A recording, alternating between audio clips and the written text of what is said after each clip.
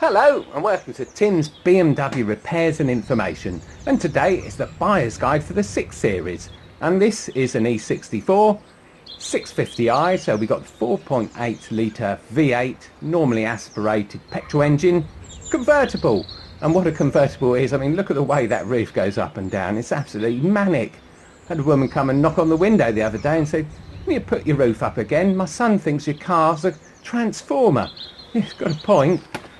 But it's a lovely looking car, especially with this deep red exterior and the contrasting cream interior. And I've put black mats down for the contrast as well. We've got a wind deflector, and that certainly helps. And you can get these cars for 5,000 quid. And I know what you're saying, yeah, they're 5,000 quid because of the elephant in the room, which is the N62 engine. But suffice to say at this point, is that I haven't had any of those problems at all. Over my 5 years, it's been perfectly reliable, a fantastic car. Right, I need my PDC to get out of here these days. People parking everywhere.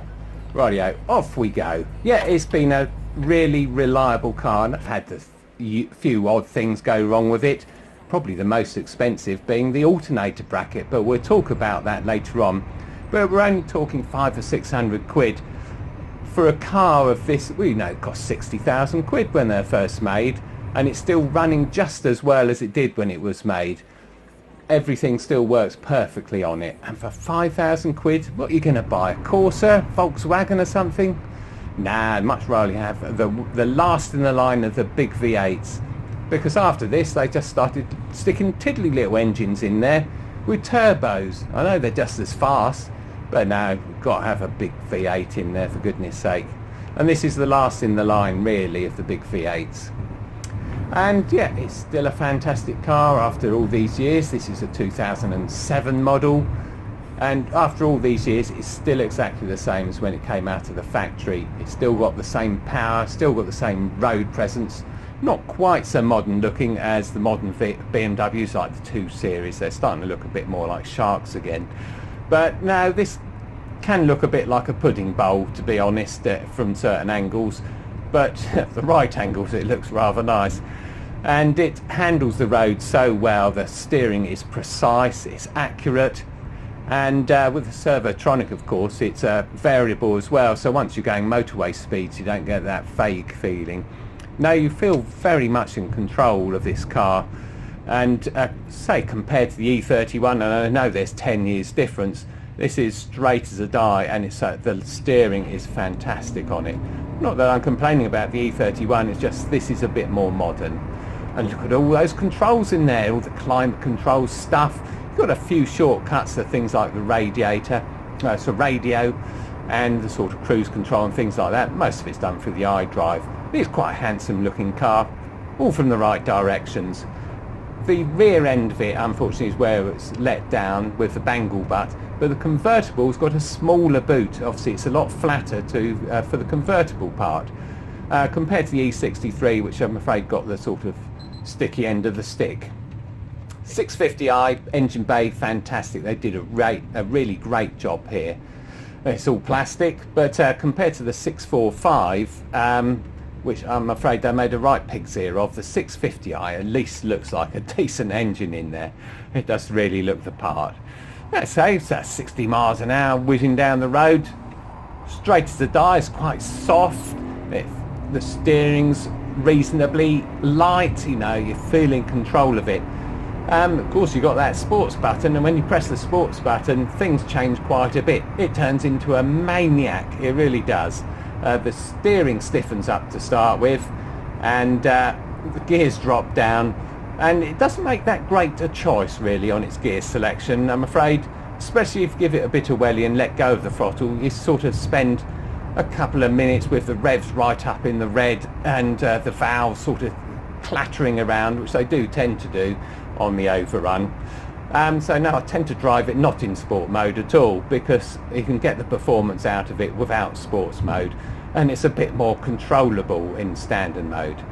Right, the weak link in all of this is the tyres as supplied by BMW, which are Bridgestone Potenza run flat. And you watch this as we accelerate, revs go up, the revs go back down again, and in the inset you can see the orange light flashing away as the traction control comes in and out. 5.5 seconds to 60 miles an hour, but that's all limited by the tyres, not by the engine at all. I've got my eye on a set of Falcons for this car, and I think that'll make a huge difference compared to the E31, for instance, which is 100 horsepower less and about 10 years older. 6 seconds 0 to 60, but that's all down to tyres. And when you're up at this sort of motorway speed, it's absolutely manic. I mean, if you put your foot down at 70 miles an hour, you're at 100 miles an hour in a couple of seconds. I mean, it really is that fast. On the corners, I'm not quite so happy with it as I am with the E31. We're a bit higher up to start with, and those Bridgestone tyres just let the side down. Of course, we've got dynamic throttle control as well, so you don't have an absolute amount of throttle you're putting on, and in these conditions the rear end does tend to step out, and although it doesn't spin you out, it unnerves you, and that does tend to put me off a bit. But in dry conditions, even with the grotty old Pretenders, it's pretty fast around those sort of corners. And let's compare it to the E31. And of course that's got a full set of Falcons on it, so we don't have any problems at all. We're flat as a pancake, we're around 50-60 miles an hour, not a fuss. The ASC plus T on the E31 is fantastic, and compared with modern DSC systems, first it's fitted the E38, no in fact I think they're in the E32, they just tend to cut all your power off and then put it back on again, and then you spend your time sort of bunny hopping around corners. It's not a great look, but with the right sort of tyres I think I'd be a lot happier with the car's performance, and it's about time for it. They're 5 years old now, so time for some new ones. So at this sort of speed, cruising away, it's a luxury car. It's not a sports car at all. It sort of settles down in the road. Slight movement of the throttle make very little difference. And you can sit your passengers in here in comfort as well. The rear windows go down on the convertible. Well, all the windows go down on the convertible. They don't on an E63, the coupe. The back windows don't come down. You've got a permanent B-pillow, and they're not a true convertible, not a true coupe. Whereas the convertible, all your windows come down, and you get less claustrophobic in the back, let's say that. And you get a full lot of buttons on the convertible as well. Heated seats, 3 level, park distance control front and back, nice sports button, turns it into a Maniac. Original iDrive with the 1 button, got your phone under there, and beneath there you've got a little bit of storage, but it's nigh on impossible to get to it while you're driving, and you're forever lifting up the wrong button and the telephone falls out. Rightio, drying up a bit so we can chuck it around the corner a bit faster now. Yeah, this feels a lot better. As it dries up, the Potenza tyres do start to work a lot better. They work a lot better in the summer, to be honest, when they warm up. These sort of temperatures, about 10 degrees C, they're absolutely useless. Well, a quick interjection here. Since doing the bulk of the video, we've got a reasonably dry day, and I thought I'd show you the 0 to 60 in dry conditions. Unfortunately, a little M Sports got out in front of me, and he's got 2 exhausts and black wheels, and he probably thinks everything on the road is a darn sight slower. But I'm afraid with 4.8 litres of a normally aspirated power, these little tiddlers really don't stand a chance. And I've no idea why they stick M Sport on the side of these tiddlers. Tiddly little engines, turbos, there's just no match for 4.8. Wave to him, that's the best plan. Anyway, in the dry, off we go, much better performance. I'm a lot happier in these conditions. So we're doing about the same as we do in the E31, sort of 50-60 miles an hour around this bend. And the acceleration off of it is fantastic. You really whiz along there. And it feels quite nice to throw it into the corner as well. So in the dry, a darn sight happier. And what we'll do is, because the road's clear here, we're going to do a quick 0 to 60 just to show you the performance in the dry, and you'll be quite surprised by it as well, because it's exactly the same. I'm using manual gear selection today. So we're in first, yep, and we're losing traction again, even in the dry. So it's feeble old tyres, and about 5.5, 5.4. And that's your lot really. That's the limitation of those run flats. But into these corners, I'm much happier in these conditions, and we can really chuck it into the corners. safely without any danger to other road users. We can really chuck it about a bit, which is what this sport model's meant to be doing. So yeah, I'm a lot happier in these dry conditions, and it performs a whole lot better. As I say, it's all down to the tyres, I'm afraid. Decent tyres and would have a lot less trouble. Right, back to the video. But no, it's a nice fast car, and in the dry, you're not going to beat it in the E31. You wouldn't have a chance. No, it's a really fast car.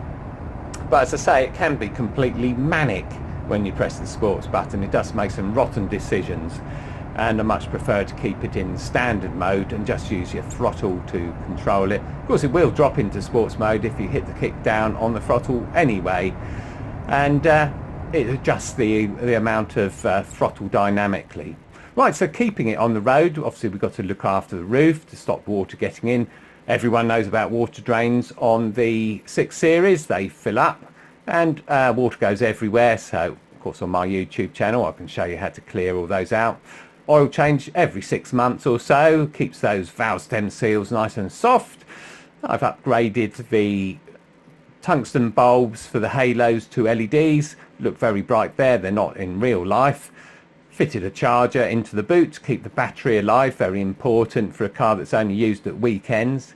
A few problems, vacuum pump, they always start leaking, and I can show you exactly how to repair them so they never leak again without using sealant. Aux 1 water pump fizzled out, replaced that.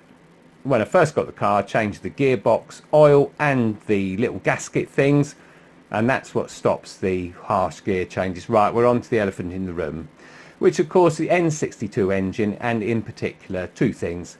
The valve stem seals, there they are, rubbery, and they go all hard, and then they start leaking oil into the combustion chamber, and then you start smoking.